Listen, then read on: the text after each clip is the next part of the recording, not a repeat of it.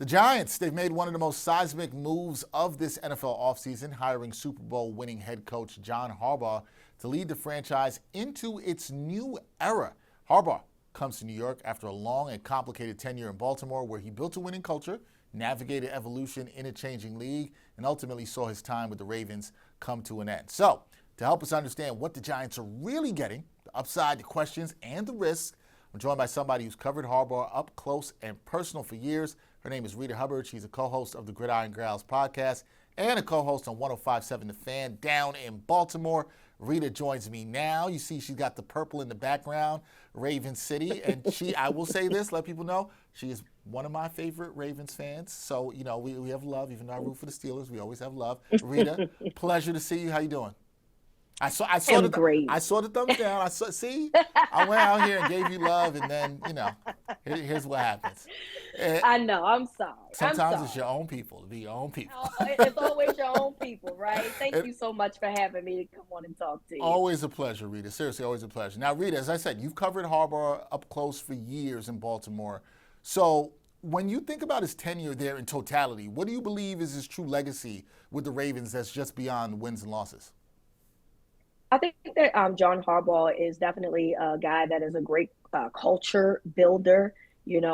Someone that says, a man amongst men, a leader. He definitely is that person. He's going to be the leader of, your football team. He's going to, get all of the small things together. He's going to get your players ready to go each and every week. And that is something that I don't think has ever changed in his tenure in Baltimore. And that's why you saw the success that John Harbaugh has had in Baltimore over the years. Yeah, he's had great success in Baltimore. Ravens fans were very happy with what he did there.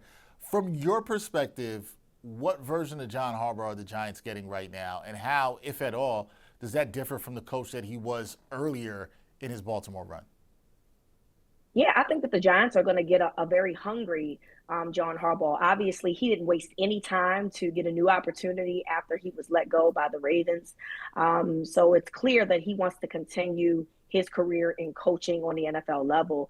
And so I think that you're going to get a coach that's hungry, that's ready to go and ready for a new start. Sometimes you just want a new opportunity. You want to clean your slate and you want to start anew with new players, new ownership, new division, just different. And I think that this is something that you saw early on in his career. Remember, the Ravens was his first head coaching opportunity. He was a special teams coach when he left the Philadelphia Eagles. So I think for him, he was just trying to make a name for himself, but that hunger was always there. And I think that you see the hunger by him moving the way that he did, as swiftly as he did, because he's showing the NFL, I'm not ready to stop coaching. I'm ready to continue. And I just want to help another franchise get to where they need to be. All right, Giants fans are hoping that he can take them to where they'd like to see him go. And I think one of the big questions, Reeta, here in New York is whether Harbaugh is still adaptable in the modern NFL, right? Not to be ageist, he's been coaching for a while. So from what you've seen, how open has he historically, been to evolution, whether, it's schematically with the team or, analytics or with staff construction? You've seen his evolution, so how open is he to evolving even further? Yeah, I would like to say, when Harbaugh first came, he was very, hard and, very like, this is how we're going to do it. I wouldn't go as far as like the Tom Coughlin type of hard, right? And as you guys know, in the New York area, what that was like, right? But he was definitely, I think that was a lot of, just trying to get his guys to get on board. And, sometimes you come off a little abrasive. So when he first started his coaching career in Baltimore, he was just very hard-nosed, And then there was a thing the year that the Ravens won the Super Bowl where they had a quote-unquote mutiny, right, that happened right before the bye week, and he wanted players to practice, and it almost, didn't end well, you know what I mean? And I think at that very moment, John Harbaugh realized that he didn't have to be as hard because he had already earned the respect from his players. And so I've seen over the years him go from this hard-nosed coach, this no-nonsense coach, to softening up some as he's, gotten older and, his tenure has gotten longer in Baltimore. So I don't want to necessarily call him a player's coach, but I do think that he leans more to that side now as opposed to when he did when he was first in Baltimore. And I definitely think that there's an evolution for him.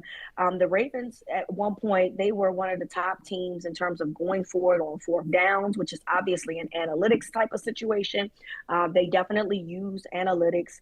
I think that that's something that he's evolved with using over the years. So I definitely think that you're going to get a coach that is going to take, the situations in Baltimore, what he learned over the years, but also what he could do to get more up to speed with today's NFL and translate that and put that into the New York Giants. Yeah, evolution. That's something fans want to see. I'm glad you mentioned Tom Coughlin. Giants fans remember that all too well. He did evolve eventually, Yes. but Yes, they he do did. remember. They do remember it all too well. So you know this. Sometimes a coach, it might take him a little bit of time, but you can see Yes. that evolution there, right, Reeta? Now the other thing is Harbaugh worked with an elite quarterback in Baltimore most recently, Lamar Jackson, but he also navigated transitional moments at that quarterback position. So how should Giants fans realistically view his role in the development of a young quarterback like Jackson Dart, who appears to be taking the reins here in New York?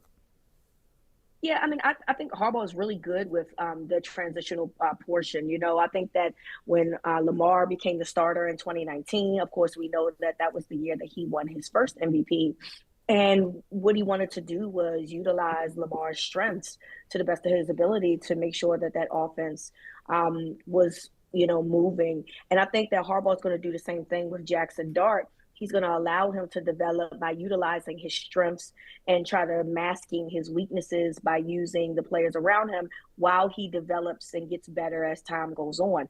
Another thing that I think that is great with Harbaugh and his relationship with the quarterbacks is as they grow into their role, he put their input in terms of in-game situational decisions. He a lot of times, asked them what they want to do. And I bring up 2019 again, where there was they were playing in Seattle, and a lot of people consider that to be a pivotal game and what made the Ravens go 14-2. It was a fourth down situation, and John Harbaugh goes to the sideline and he asks Lamar, what do you want to do? You know what I mean? And Lamar's like, I'm going for it. They go for it, and essentially, they don't lose that game from that point on. And so I think a lot of times, too, he allows his players to make the decisions that they need to make in order to, see how the game is moving, allow them to make their decisions. If they make the right decision, great. If they don't, it's a learning lesson, and you know what you need to do moving forward. So between him using his strengths, to help him develop in terms of on the field, but also utilizing what he sees out there, as he's on the field and how he wants to move forward in terms of calling plays. He does that as well. That's good. That's good to hear there about Harbaugh as well, too, with the young quarterback, because that is one of the big questions around the Giants here. Now, you and I, we were talking about this before we started recording, just about how different coaches can fit different markets, right, Reeta? And New York is a very different market than Baltimore, but based on Harbaugh's personality and his media presence, do you believe that he's built to handle the intensity, the scrutiny, and the daily pressure that comes with coaching in New York and coaching the Giants? Do you believe he's built to handle that? Yeah, so look, the New York obviously is the number one market in the United States for sure. And so, I'd argue that it's probably just as hard to be in Baltimore. And this is why. New York has multiple teams, right? You have multiple football teams, you have multiple baseball teams, you have multiple, hockey teams, all these things, right? So there's so many different teams that fans can choose from, fans can, follow. Well, Baltimore only has two teams, right? They have the Orioles, they have the Ravens. And Baltimore, while it's a mid-market, it is very, very passionate about their sports, particularly Baltimore football, which has a lot of rich history that goes beyond the NFL. And so, because there's such a passionate fan base, John Harbaugh has had to hear a lot of criticism from people in this town, whether it be media, whether it be, fans alike. He has heard it all. And so while I do understand your point in the sense of, fans, it's a lot more fans that he's going to have to deal with. Y'all also have the Knicks. You also have, the Yankees or the Mets. And we only got two teams in this town.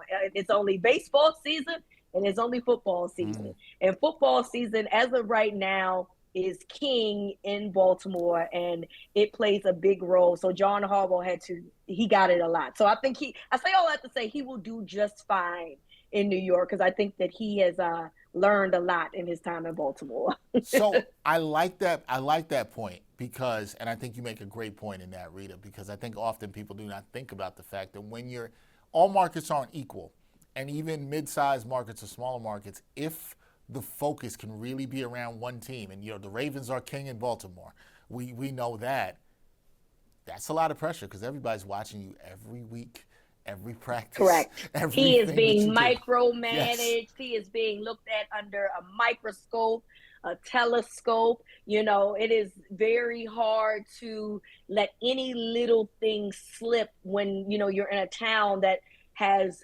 football, which is king, and then you have a baseball team that you don't really have a lot of faith in because they're in the AL East, as you know how that goes with the Yankees and the Red Sox. So, it is very hard to get past people here. So I say that to say I think Harbaugh will be just fine in New York media. He has been battle tested for 18 seasons. I like that. Battle tested for all those seasons. No, I like that here. I think he's battle tested. So I guess we could wrap on this, because when you talk to some fans, some Giants fans see this, Reeta, as a safe hire, right?